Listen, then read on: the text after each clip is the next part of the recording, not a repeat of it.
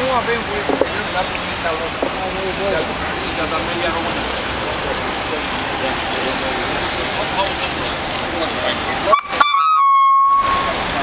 Ridic-o, lasă telefonul. Ți-l spun.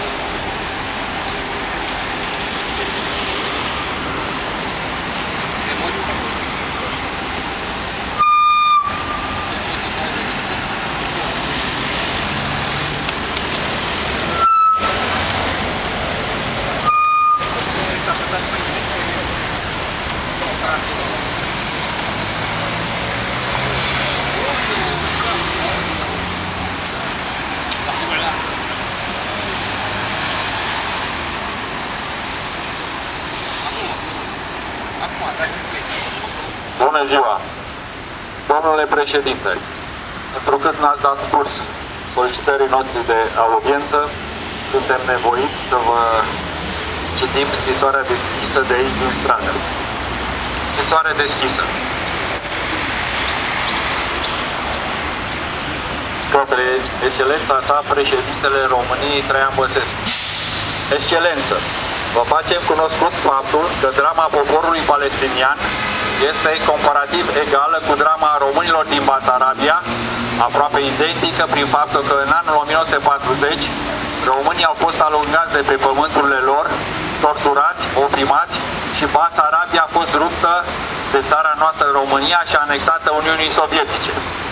Ulterior, declarată Republică Moldova, dar din anul 1948, poporul palestinian a fost dat afară prin politica pământului ars, expulzarea și înlocuirea cu alți oameni veniți de peste tot, cu ajutorul Marii Britanii de atunci, care a dus valul masiv de imigranți legali și ilegali sub pretextul problemelor evreiești, făcând din aceștia majoritari, în felul acesta creând o problemă demografică într-o țară mică în comparație cu așezarea ei geografică.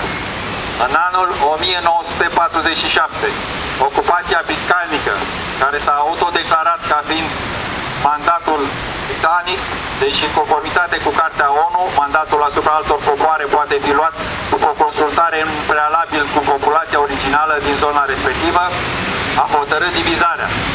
Această divizare, conform deciziei respective, în primul rând se numește divizarea Palestinei în trei. Un stat palestinian arab,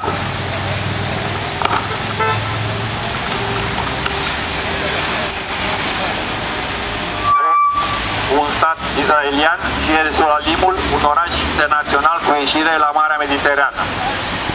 Drept dovadă că noul stat israelian declarat în anul 1948 de către liderul sionist Ben Gurion, care a afirmat atunci că declară înființarea noului stat israelian pe pământul palestinian.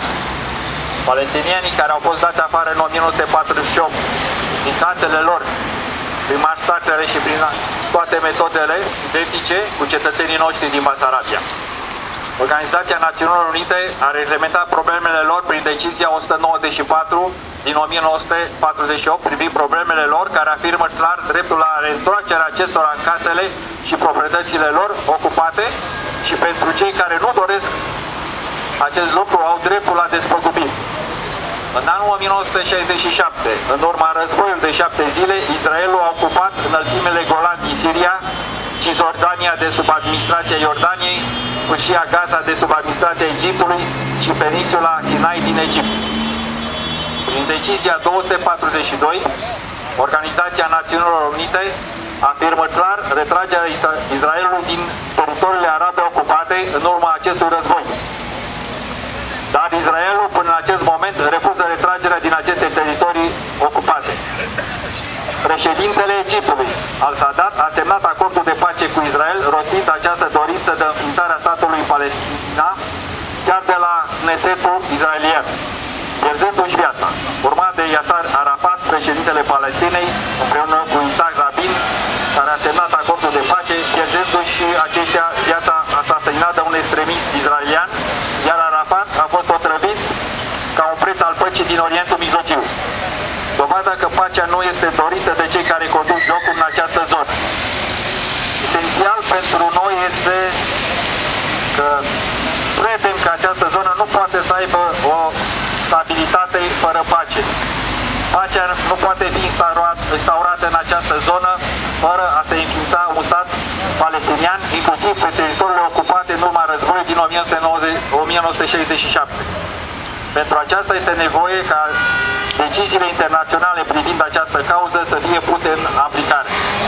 Domnule președinte, vă solicităm să sprijiniți înființarea statului Palestina prin respectarea rezoluțiilor ONU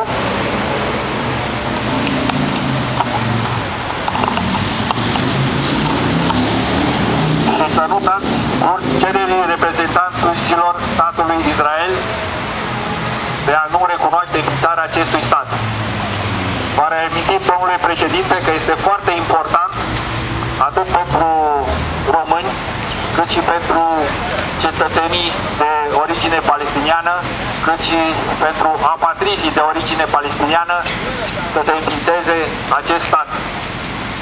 Înființarea statului Palestina este un prim pas pentru rezolvarea problemelor din Orientul Mijlociu. În continuare voi da cuvântul domnului avocat Mihai Rapcea, vicepreședintele Asociației pentru apărarea drepturilor apatrizilor și refugiaților.